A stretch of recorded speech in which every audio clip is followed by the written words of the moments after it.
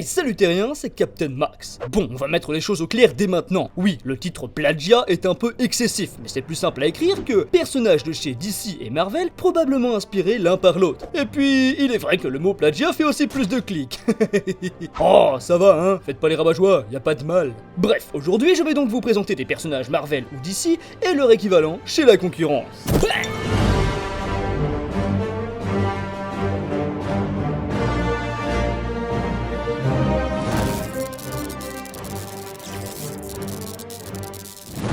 Quand on pense gros méchant dans l'univers des comics, difficile de ne pas évoquer Thanos et Darkseid, et encore plus difficile de ne pas faire le rapprochement entre ces deux-là. Alors que Darkseid a été créé par Jack Kirby en novembre 1970 pour sa série Le Quatrième Monde, Thanos, lui, a vu le jour dans Iron Man numéro 55 en 1973 par Jim Starlin. Et ce dernier avoua quelques temps plus tard s'être bel et bien inspiré du comics de chez DC, mais à la base, son méchant ressemblait bien plus à Metron qu'au géant de pierre, d'où le fameux fauteuil. Mais par la suite, l'éditeur Roy Thomas lui dit « Musclez-le ! Si vous voulez voler l'un des New Gods, au moins prenez le meilleur, Darkseid !» Et c'est ainsi que naquit le terrible Thanos. Et leur similitude ne s'arrête pas au visuel, ils sont tous deux extrêmement puissants, rapides, endurants, résistants et désireux de reconstruire le monde à leur image. De mon côté, j'ai une petite préférence pour Darkseid, pour son côté ultra calme et son charisme qui donne tout de suite le ton du personnage. Et puis, se battre avec les bras dans le dos, c'est quand même super classe, non? D'ailleurs, si vous voulez en savoir un peu plus sur ce dernier, j'ai fait une vidéo dessus, alors n'hésitez pas à la regarder. Et vous, sinon, vous préférez qui? Et surtout, qui est le plus fort entre les deux à votre avis? Je viens de déclencher une guerre dans l'espace commentaire.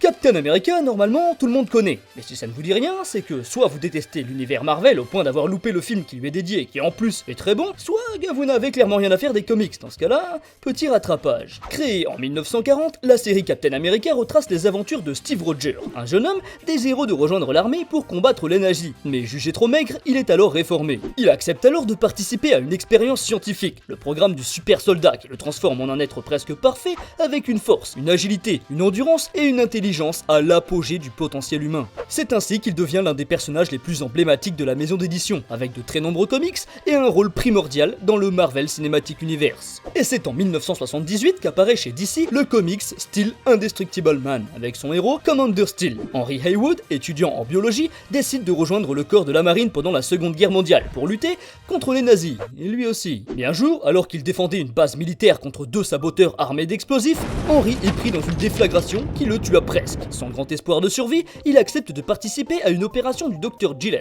afin de remplacer ses os par de l'acier, d'ajouter une couche de métal sous sa peau et de lui substituer à certains organes des moteurs mécaniques. Suite à cette opération, il devient bien plus fort, quasiment indestructible et très rapide grâce aux micromoteurs dans ses articulations, puis acquiert le statut de super-héros. Évidemment, ça n'échappera à personne. Commander Steel est nettement inspiré par le Captain America de chez Marvel, et pour cause, c'est le scénariste Jerry Conway, qui avait déjà écrit pas mal d'histoires pour le célèbre Capitaine, qui inventa le personnage très similaire pour DC Comics. Discrétion sur 20.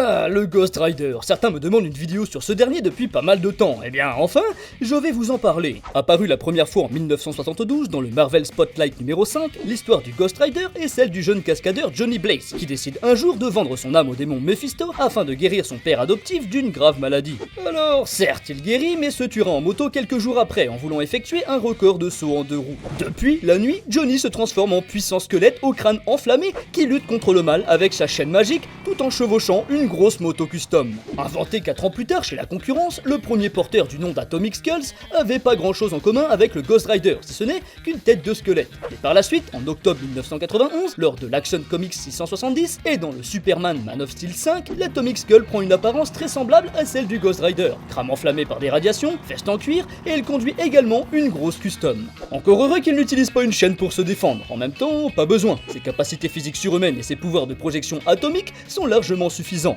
Bon, après, côté histoire, les deux personnages n'ont rien en commun du tout. Le premier Atomic Skull était un scientifique souffrant d'un rare trouble du système nerveux et qui se retrouve mêlé à une organisation criminelle du nom des Skulls qui lui implique un dispositif de radium dans le crâne afin de le soigner. Tandis que le second est un jeune étudiant frappé d'une énorme explosion d'énergie avant de devenir Atomic Skull, en prenant exemple sur une série télé qu'il aime beaucoup. Série qui est en réalité basée sur le design du premier vilain. Enfin bref, rien de très intéressant et c'est certainement pour ça qu'il n'est pas très populaire.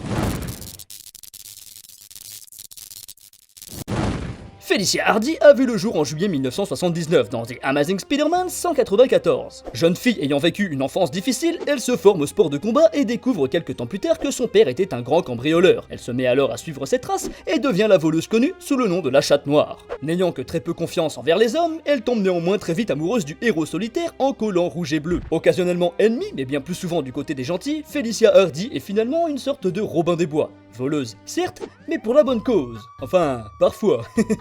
Seul petit problème, lors de son arrivée dans le monde des comics, ce nouveau protagoniste de l'homme araignée rappelle étrangement un autre personnage féminin, la fameuse Catwoman. Créée à l'origine sous l'appellation The Cat en 1940, dans le premier tome du comics portant le nom de son très célèbre adversaire, Batman. Elle fut donc inventée très peu de temps après la première apparition du Chevalier Noir, puisqu'il a vu le jour en 1939. Et coïncidence, probablement, mais elle agit elle aussi comme un Robin des Bois, en volant aux riches pour aider les plus démunis de Gotham. Et en tant que voleuse, elle est bien évidemment perçue comme une méchante pour Batman, mais ayant un bon fond, elle est bien souvent alliée, et les deux vivront une relation amoureuse assez compliquée. Alors oui, vu comme ça, évidemment, Black Cat passe pour un bon gros plagiat de Catwoman. Si l'on ne peut pas nier qu'il y a bel et bien eu inspiration, que ce soit volontaire ou non, Marv Wolfman, l'homme qui a donné vie à la Chatte Noire, raconte qu'il a eu l'idée de ce personnage suite au visionnage du dessin animé Tex Avery, Bad Luck Blackie, qui retrace l'histoire d'un chat noir qui porte malheur à quiconque croisait son chemin. Il puisa donc sur cet animé pour imaginer une protagoniste provenant de la fameuse superstition, et Felicia a bien eu la capacité de produire des mauvais sorts à tous ceux qui se trouvaient à proximité d'elle, mais ça n'a été officialisé